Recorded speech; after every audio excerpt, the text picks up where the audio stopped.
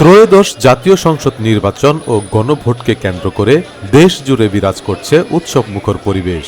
এর মধ্যে রাজধানীর ঢাকা ১৭ আসনে অবস্থিত Gulshan model high school and college কেন্দ্রে পরিবারসহ ভোট দিয়েছেন বিএনপির চেয়ারম্যান তারেক রহমান। বৃহস্পতিবার সকাল ৯টা ৪০ তিনি কেন্দ্রে প্রবেশ করেন। এ সময় তার সঙ্গে ছিলেন সহধর্মিণী ডাক্তার জুবাইদা রহমান এবং কন্যা ব্যারিস্টার জাইমা রহমান। ভোট কেন্দ্রে প্রবেশের সময় দলীয় নেতাকর্মী ও সমর্থকদের উপস্থিতি লক্ষ্য করা যায়।